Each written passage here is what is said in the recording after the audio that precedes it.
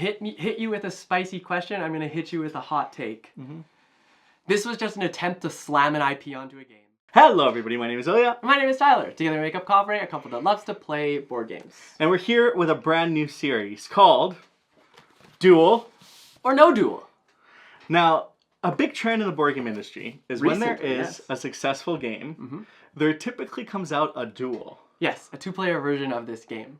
Sometimes it tosses the rules on their head, and the rules are completely different, and it's a whole experience in that world once again. Sometimes it's a very similar, condensed experience for a two-player game. Yes. Now, they're not always called duels, but there are a lot of games that fall into that category. Two-player variant. Exactly. Yeah. So today we're here to review 3 and tell you, do we prefer duel or no duel? I don't even think we're going to be reviewing them. We're just going to tell you which one we prefer and why. Isn't that what a review is? Well, no, because disclaimer, I think that with these 3 at least, I like all 6 of the games. It's just I prefer one over the other, you know? So that's the whole premise of Duel or No Duel. Exactly. But with all that said, let us get started. We thought we would get started with a bang. Bang. Which is quite a prominent game in the industry. You may have heard of this one. There's a 7 in the name, and it is... 7 Wonders Duel. And 7 Wonders. Of course. Okay, well, you know what? I think we should just start off with a Duel or No Duel and then explain what we're talking about. Are we gonna, like, put the card thing down and then pop up? Because I don't know what... I have no idea what Ilya's gonna say. 3, 2, 1. Duel! Duel. Nice, okay. All right. Now, 7 Wonders Duel is probably one of the best two-player games. Yeah. It is done so extremely well. And it takes stuff that has made 7 Wonders successful, and elevates it and makes it even better. Yes, yeah. So, like, 7 Wonders is a draft game where, like, you can play with a lot of players. 7 Wonders Duel has that draft element, but that back and forth of, like, do I take this card because I unlock this card for my opponent? I think that that's way more interesting than what 7 Wonders 7 Wonders has going on, and I can appreciate the two-player version a lot more. It also feels like 7 Wonders Duel has set the ground for what a lot of other two-player duel games with the multiple win conditions and how it's laid statement. out. Everyone does look up to 7 Wonders Duel. It definitely is a really prominent player. It is cool. But 7 Wonders is really helpful for that large player group. Yes. Which I really like too. Yeah. But if I had to choose which one to play, I mean, here's the thing, is all of these games are great. Like I said before, is that I think there's a time and place for each of them, but I definitely have a preference, especially if it's just like me and Ilya.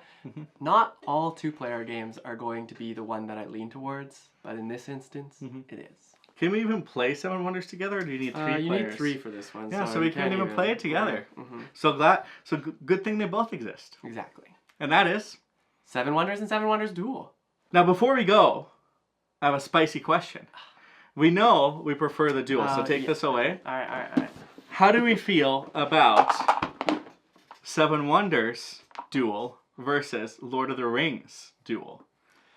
Hit you with a spicy question, I'm going to hit you with a hot take.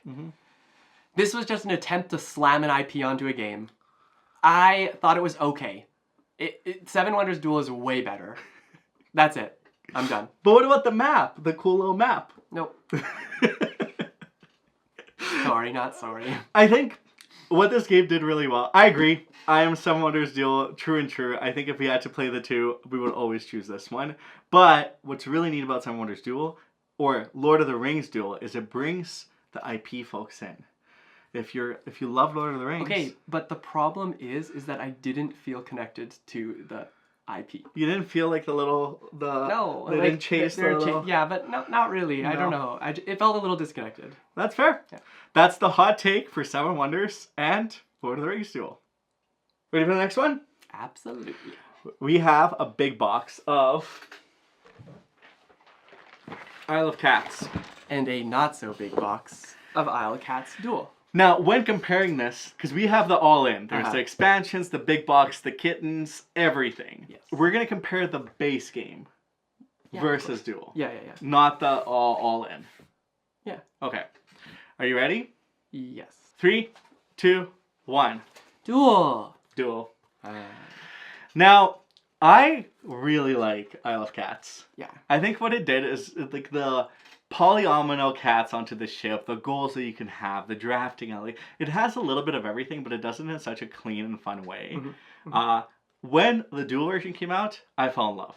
Because this is something that Tyler and I can pull out, play right away, show it to people right away on a one-on-one basis, and it has an added element, which is that really fun spatial draft. Yeah, I like that. Yeah, I 100% agree that spatial draft is my favorite part about the Duel game. Obviously, I understand why it can't be part of the base game.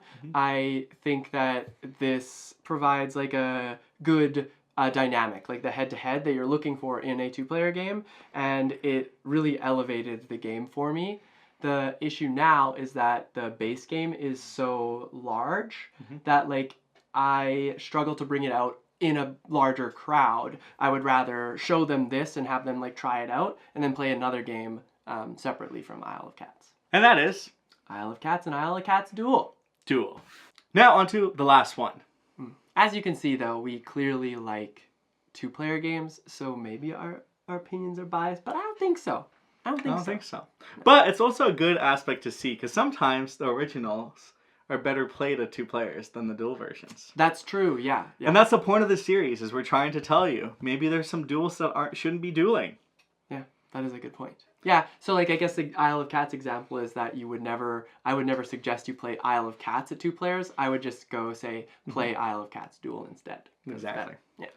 Now on to our last game, and the most recent release actually out of these three. Yes. Which is... Well, the original is Azul. And we have Azul Duel. What are we going to pick here, though? What are we going to pick? 3, 2, 1. Duel! This one was hard for me, This one was very, very, very close. I almost picked Duel, but I decided to pick No Duel. Do you want me to explain my thoughts? I mean, we have to. You have to explain it. Well, I've been thinking a lot about Azul lately. Because it's a game, it's not that simple. Like, there's still layers to it, but it's simple so... in the way you act, the actions But it's so popular. It is, And it just has won so many hearts. And anyone we've ever shown it to has fallen in love with this game. And of course, there's various different standalone new Azuls. And now the standalone Duel version. But... I feel like every time I play, I want to come back to the original and the classic. It just is so good. And there's enough variability in the original that I still love it very much. The Azul Duel, very, very close to me because it's really, really similar to the original. Yes. You're still drafting kind of the same way. You're still placing tiles in the same way. And the scoring is also very similar with that modularity being added. The only layer is you're actually adding those tiles you're drafting as well to where you're placing the tiles. And there's 5 rounds. Yeah, I was just going to say, the reason that I like Duel the most is actually because there's only 5 rounds. I think with Azul, like, I start to panic because I worry about what everybody else is doing, and I'm worried I'm not going to be able to end the game early enough. I will say I'm not the greatest at either of these games, but I really enjoy the like abstract strategy of it. The problem with Azul, like I said, is it feels open-ended to me, and Duel feels like more intriguing in the decisions. You know that there's only 5 rounds. You know that you have to like draft certain things. It's all about like the timing of stuff.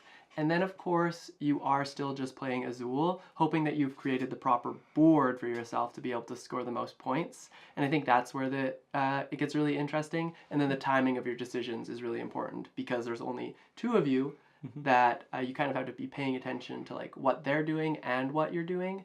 And I like that. You're really playing the player in this game. You are. And I like the whole sun and moon aspect too. I do. It's thematically, it's very cool. Yeah. I mean, they did slightly change the way that drafting works in this, so it is kind of cool to see. Gorgeous, gorgeous Azul, classic of a game, and the first one that we disagreed on, I guess. There you go. That's Azul. I'm sure there's many more that we will disagree on. Ooh.